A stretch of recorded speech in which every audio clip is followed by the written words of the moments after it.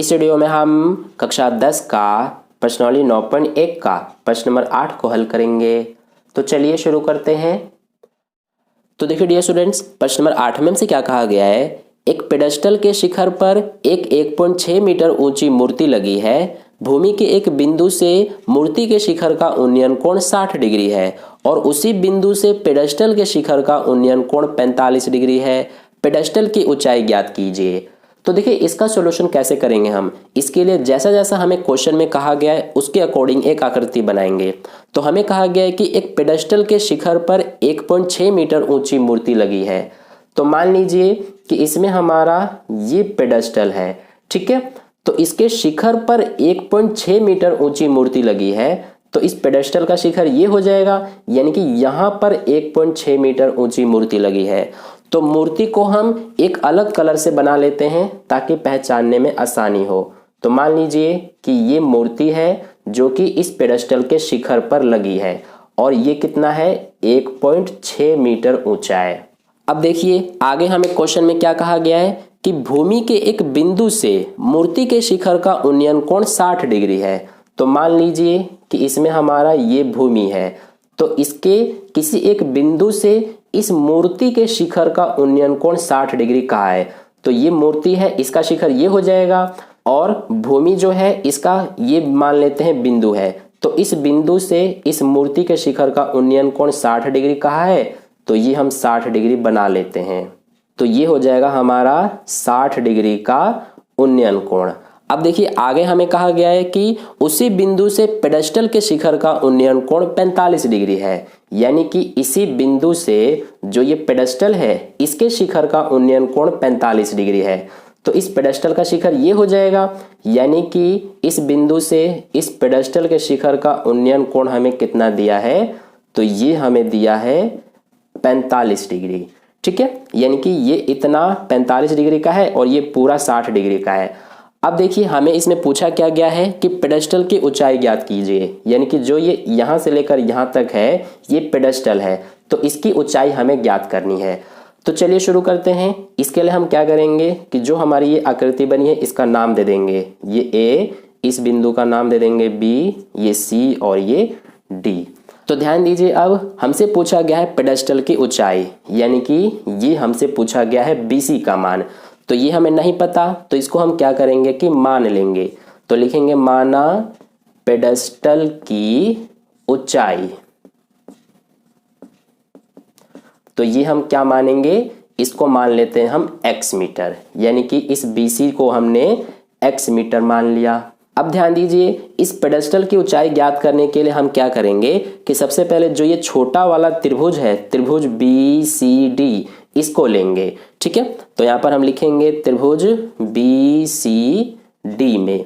तो इस त्रिभुज में देखिए हम क्या करेंगे, हमारा ये हो जाएगा लंब और ये जो DC है ये हो जाएगा आधार। तो हम लंब और आधार को लेंगे क्योंकि हमें इसमें इस आधार का मान निकालना है, यानी कि इस DC का मान निकालना है। तो इसीलिए हम इस आधार और लंब को लेंगे।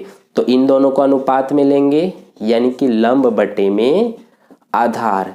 अब देखिए लंब बटे आधार किसका अनुपात होता है, तो ये होता है tan थीटा का। तो ये tan और थीटा का मान क्या है इसमें, 45 डिग्री। तो ये हो जाएगा 45।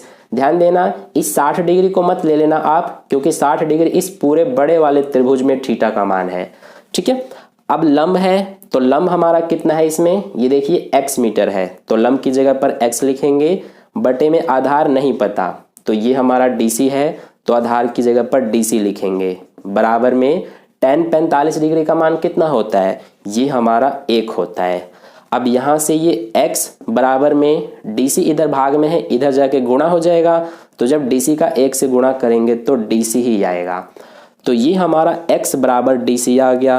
अब देखिए इसके बाद हम क्या करेंगे कि अब इस पूरे बड़े वाले त्रिभुज को लेंगे, यानी कि त्रिभुज ACD को। तो यहाँ पर अब लिखेंगे हम त्रिभुज ACD में, ठीक है। तो देखिए इस बड़े वाले त्रिभुज में ये हमारा पूरा, यानी कि जो ये AC है ये लंब हो जाएगा और ये DC आधार हो जाएगा। तो इन्हीं दोनों को हम लेंगे अनुपात में, यानी कि लंब बटे आधार।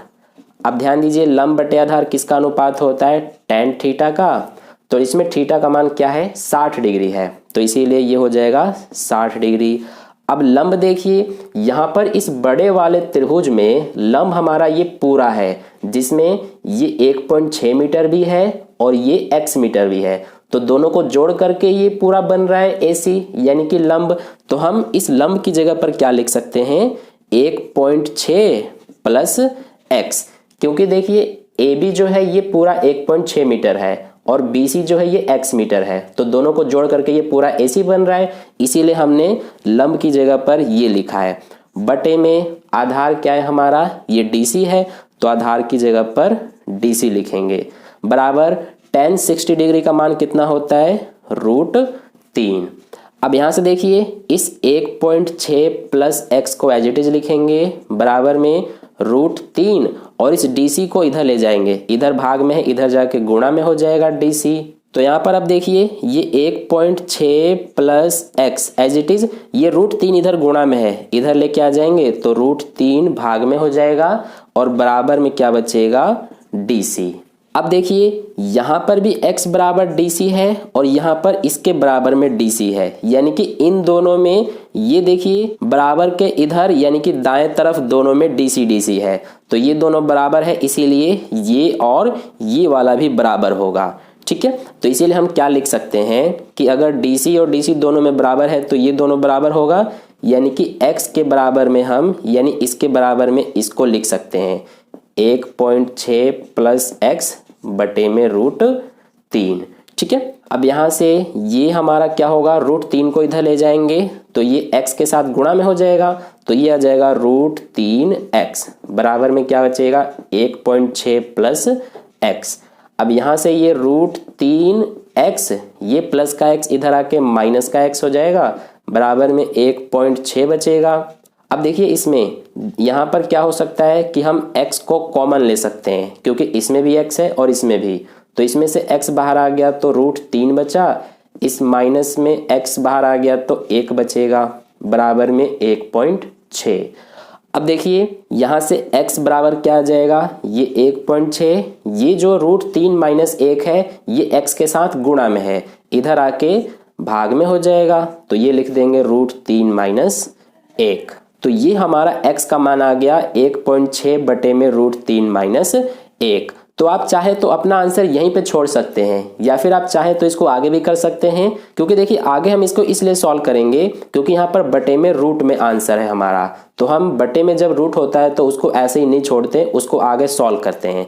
तो देखिए इसको आगे कैसे सॉल्व करेंगे, यहाँ पर x बराबर में ये 1.6 बटे में √3 माइनस 1 है, तो इसमें हम हर का प्रमेयकरण कर देंगे, यानी कि नीचे जो ये √3 माइनस 1 है इसका प्रमेयकरण कर देंगे। तो देखिए इसके लिए हम क्या करेंगे, जो नीचे है उसका ऊपर और नीचे गुणा कर देते हैं, तो √3 माइनस 1 है, इसका हम √3 प्लस 1 और नीचे भी √3 प्लस 1 से गुणा कर देंगे। ध्यान देना निशान चेंज हो जाता है प्रमेयकरण करने पर, ठीक है, तो ये माइनस का प्लस हो गया। अब इसको आगे करते हैं, तो 1.6 का √3 प्लस 1 से गुणा करेंगे तो ये 1.6 √3 प्लस 1 आ जाएगा, बटे में यहाँ देखिए a minus b a plus b के रूप में है, यानी कि इसमें हमारा a minus b a plus b वाला फॉर्मूला लगेगा। तो a minus b a plus b के बराबर में होता है a square minus b square, तो a इसमें हमारा है √3, तो इसका स्क्वायर माइनस b है 1, तो 1 का स्क्वायर। अब आगे करते हैं, तो यहाँ पर ये ऊपर वाला तो एज इट इज रहेगा 1.6 √3 प्लस 1, बटे में यहाँ क्या होगा कि स्क्वायर से स्क्वायर रूट कट जाएगा, तो 3 बचा, यहाँ 1 का स्क्वायर करेंगे तो 1 ही आएगा, तो 3 में से 1 घटाएंगे तो 2 बचेगा। अब देखिए ये दोनों कटेंगे 2 के पहाड़े से, ये 2 कम 2, ये 2 के पहाड़े से 0.8 बार में कट जाएगा, तो आंसर आ रहा है हमारा 0.8 ब्रैकेट में √3 प्लस 1, और यहाँ पर आगे लगा देंगे मीटर, क्योंकि ये हमें मीटर में दिया है।